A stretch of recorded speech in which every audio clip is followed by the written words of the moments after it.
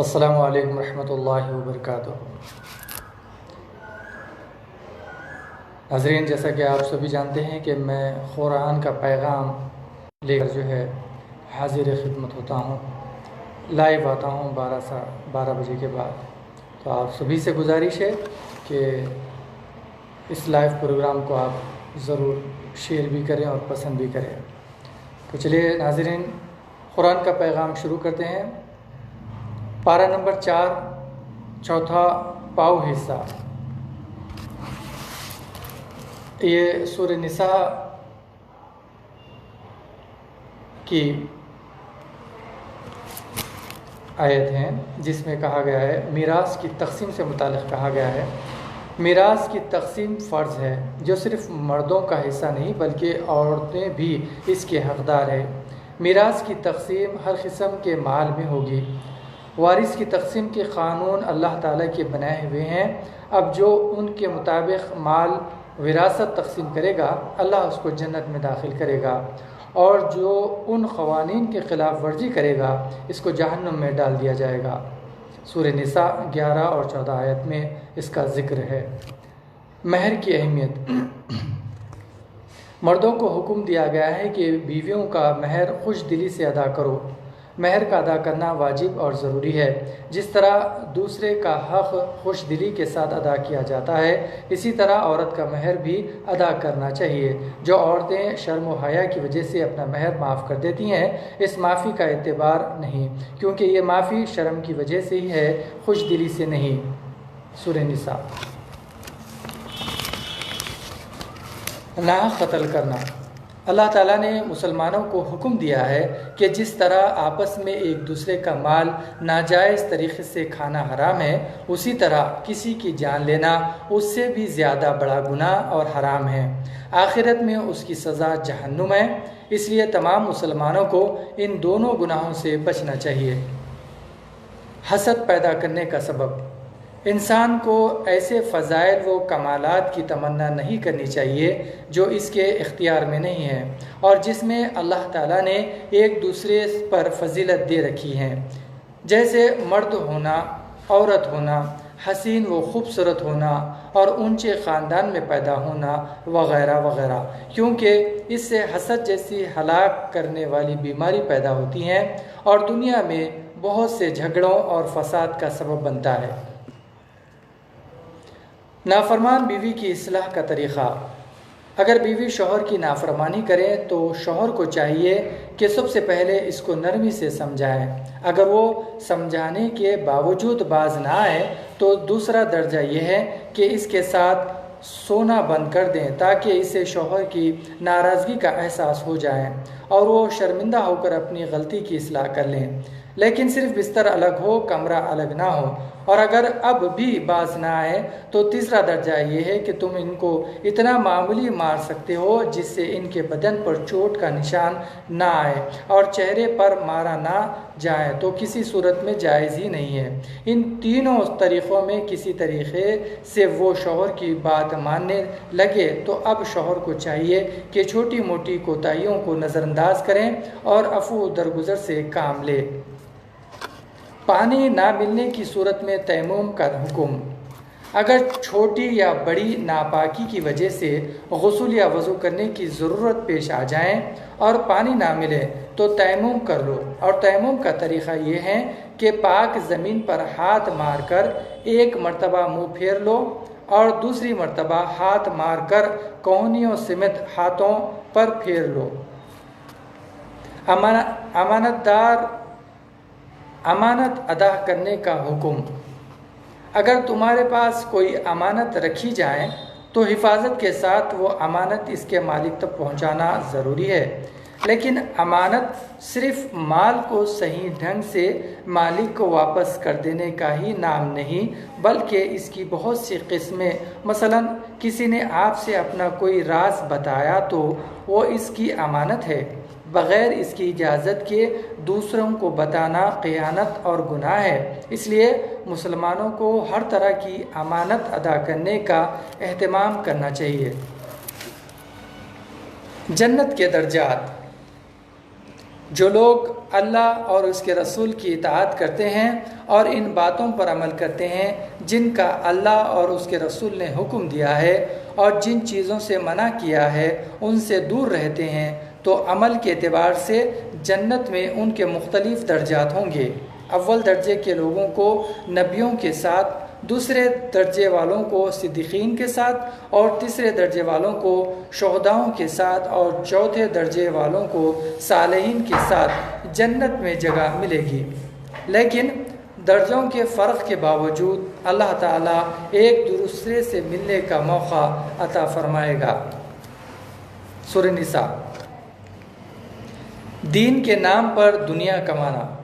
انسان کے ایمان کی خوبی یہ ہے کہ وہ ضرورت کے مطابق خود بھی دین کی خدمت کریں اور دوسروں کو بھی اس کی ترغیب دیں، اور اسلام کی راہ میں آنے والی سختیوں کا ہمت کے ساتھ مقابلہ کریں۔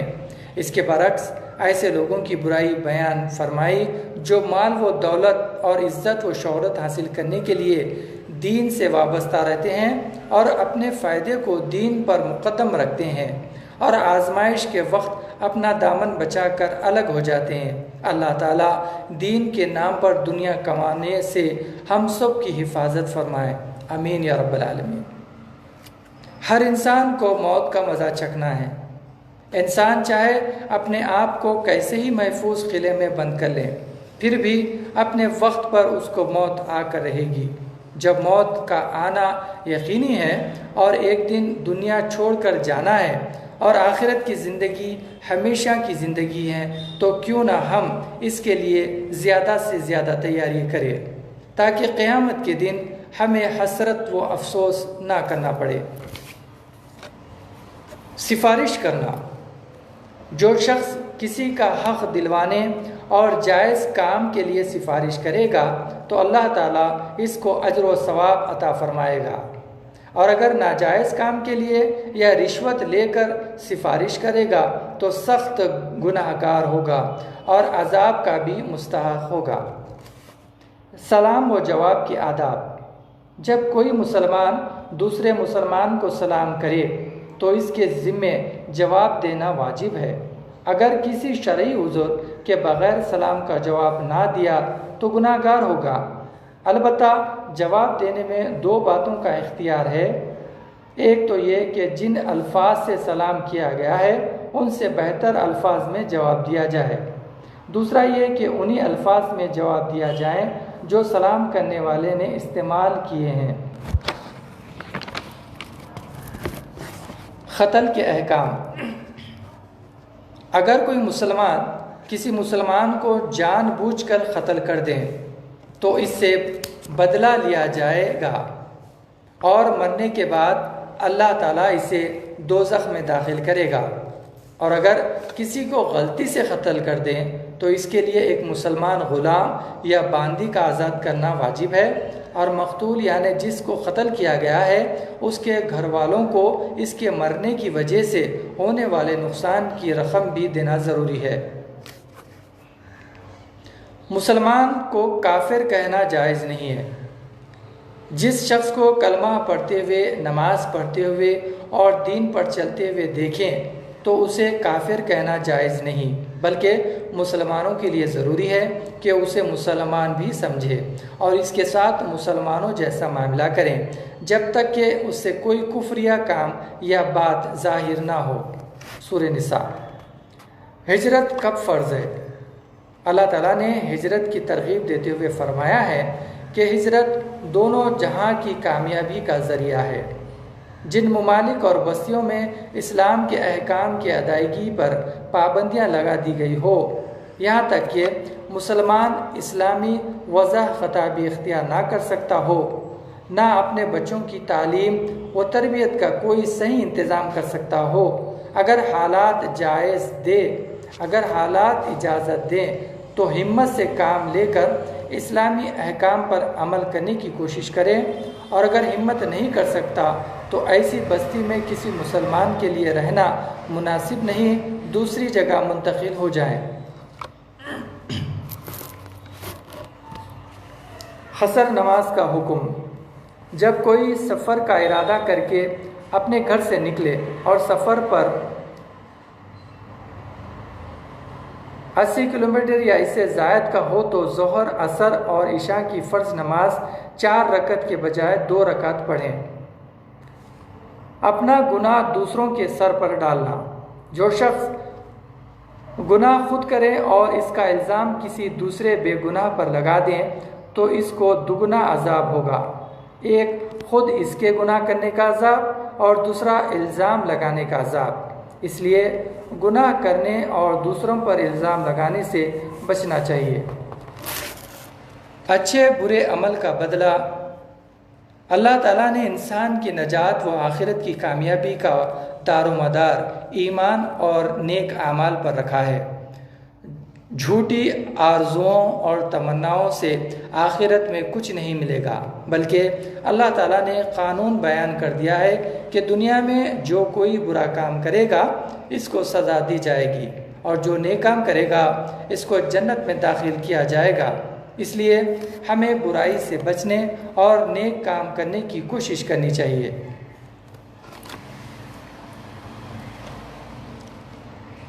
سچی گواہی دو۔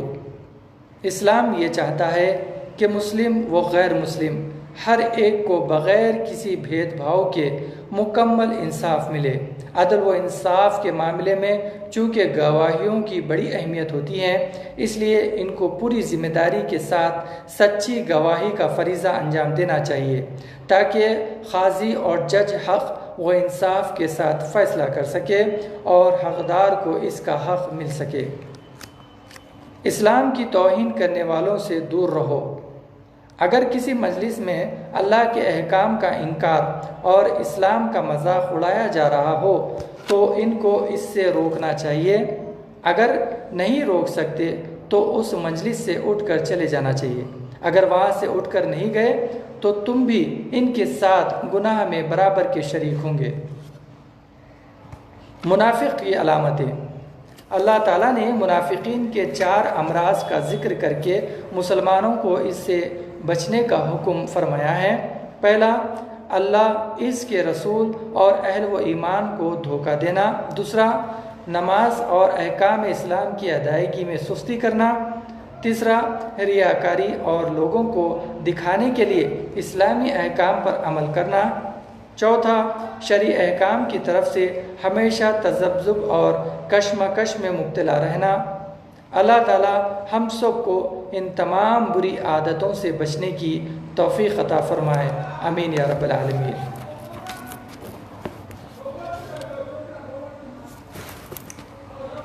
مظلوم کھلم کھلا ظلم کی برائی بیان کر سکتا ہے۔ بری بات کا بیان کرنا اور پھیلانا اللہ تعالیٰ کو بہت ہی ناپسند ہے۔ ہاں، اگر کسی پر کوئی ظلم ہوا ہو تو وہ اپنی مظلومیت ظاہر کرنے کے لیے ظالم کا ظلم اور زیادتی بیان کرے تو جائز ہے۔